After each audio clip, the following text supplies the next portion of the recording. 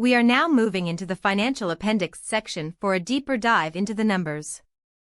A financial appendix is a collection of detailed data and supplementary tables that provide the evidence for the key findings discussed in the main report. For investors looking to verify the actual financial health of a company, this section contains the essential raw data and granular details.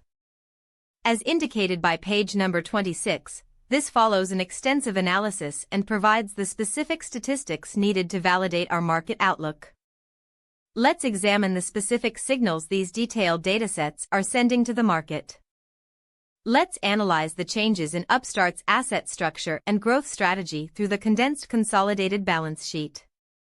Total assets show a steady upward trend, increasing from approximately $2.37 billion in Q4 2024 to nearly $2.97 billion by Q4 2025, indicating consistent expansion.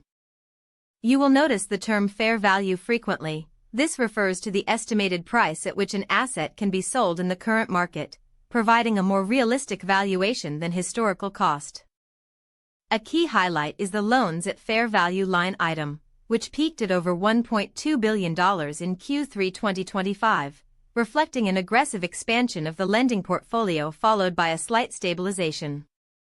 Furthermore, the continuous increase in restricted cash and beneficial interest assets suggests the company is committing more capital as collateral for securitization activities. In conclusion, while the overall asset base is growing robustly, the increasing proportion of restricted assets and the volatility in cash levels mean that managing liquidity and credit quality will be the primary keys to future stability. This slide illustrates the structural changes in liabilities and stockholders' equity, revealing the company's financial health and growth strategy. A prominent trend is the sharp increase in borrowings, which refers to funds borrowed from external sources to fuel operations or investments.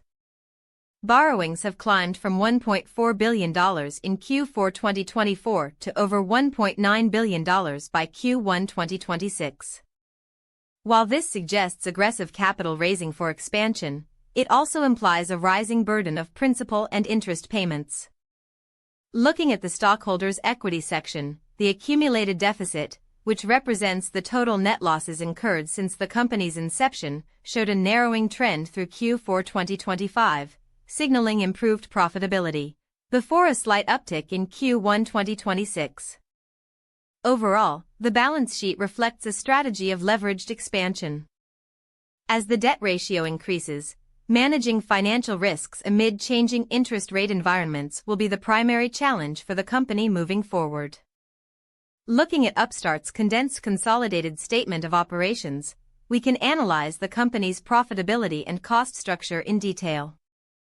The first notable trend is the revenue growth. Total revenue has steadily expanded from approximately $218 million in Q4 of fiscal 2024 to over $308 million by Q1 of fiscal 2026.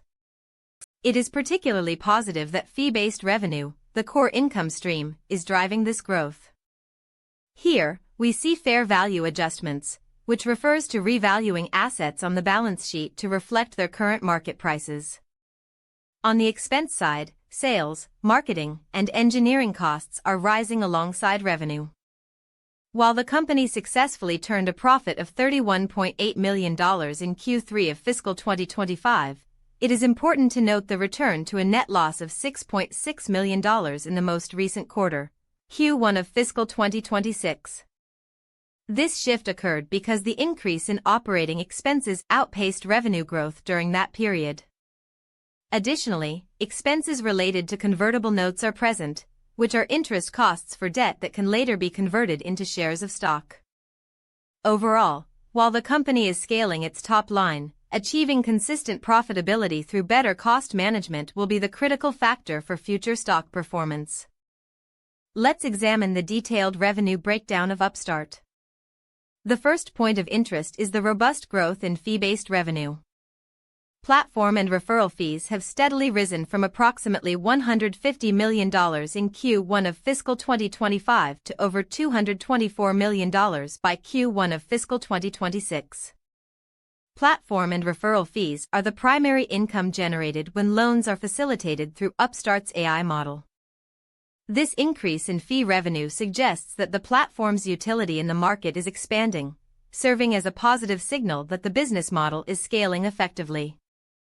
In contrast, the second table regarding consolidated securitization shows more volatility. Securitization refers to the process of pooling loan receivables into investment products. While interest income from these activities is trending downward, the reduction in loan charge-offs and fair value adjustments led to a swing back to a positive net result of $774,000 in Q1 2026. Fair value adjustments involve reevaluating asset values based on current market prices, while charge-offs represent debt deemed uncollectible and written off as a loss. In summary, the risks associated with holding loans on the balance sheet are stabilizing, while core fee-based revenue continues to drive overall corporate growth. This slide breaks down the fair value and other adjustments, a key component of Upstart's revenue breakout that drives significant volatility. Fair value adjustment refers to reevaluating the value of assets like loans based on current market prices rather than their original cost. Looking at the first row, unrealized loss and loan charge-offs remain consistently negative from Q4 2024 through Q1 2026. A loan charge-off occurs when a debt is deemed unlikely to be collected and is written off as a loss. The steady nature of these figures indicates persistent underlying risk in the loan portfolio. The next two rows, covering realized gains on loan sales and beneficial interests, show high volatility, swinging between gains and losses. This reflects how sensitively these assets react to shifts in market interest rates and buyer demand. The total row shows that losses peaked at approximately $29.8 million in Q3 2025 before narrowing significantly to $14.5 million by Q1 2026. While these are often non-cash accounting adjustments, they directly impact the bottom line, making the recent trend of narrowing losses a potential positive signal for investors. Monitoring whether these negative adjustments continue to shrink will be crucial in determining the timing of a fundamental earnings recovery. Examining the cash flows from operating activities reveals a clear picture of the company's actual profitability and financial health. The first thing to notice is the volatility in net income. After peaking at $31.8 million in Q3 2025, it reverted to a $6.6 million loss by Q1 2026. A critical metric here is the change in fair value, which refers to reevaluating the current market price of assets like loans on the balance sheet before they are sold, impacting reported profit without an immediate cash exchange. In Q1 2026, the fair value of loans dropped by over $62 million, significantly dragging down the net income. On the other hand, stock-based compensation has remained steady at around $30 million per quarter. This is a non-cash expense where employees are paid with shares instead of cash, which serves as a positive adjustment when calculating actual cash flow. Ultimately, the data shows a business model highly sensitive to market interest rates and credit environments, as seen in the frequent fair value adjustments. This indicates that future earnings may continue to experience significant swings depending on macroeconomic shifts, requiring a cautious investment approach. This slide details the changes in operating assets and liabilities, which are crucial for understanding the company's core cash movement. From Q4 2024 to Q1 2026, the primary drivers are the purchases and proceeds of loans held for sale. These are loan assets the company intends to sell to investors quickly for cash rather than holding them long-term for interest. Think of them as inventory for a financial platform. A significant shift occurred in Q4 2025, where loan proceeds surged to approximately $2.68 billion, pushing the net operating cash flow into positive territory at $108 million. However, this trend reversed in Q1 2026 as the company aggressively reinvested in new loans, resulting in a net cash outflow. This volatility indicates that the company's liquidity is highly dependent on the timing and speed of loan securitization. It is clear that the business model relies on a high-velocity recycling of capital to maintain its growth trajectory. Let's analyze the cash flows from investing activities for Upstart. The most prominent trend is the aggressive growth in purchases of loans held for investment, which surged from $126 million in Q4 2024 to $438 million by Q1 2026. Loans held for investment refers to credit assets the company originates or acquires with the intent to earn interest over time rather than selling them immediately for a quick profit. A pivotal shift occurred in Q4 2025, when proceeds from the sale of these loans spiked to over $344 million. This caused the net cash from investing activities to flip from a deficit to a surplus of $131.7 million, indicating a strategic move to liquefy assets. We also see steady growth in proceeds from beneficial interest assets, which are rights to receive cash flows from a pool of securitized assets, reflecting a diversified revenue model. In summary, the data reveals a dynamic asset cycle where Upstart aggressively builds its portfolio and then strategically executes large-scale sales to optimize its capital structure. Let's examine Upstart's strategic capital management through this financing cash flow statement.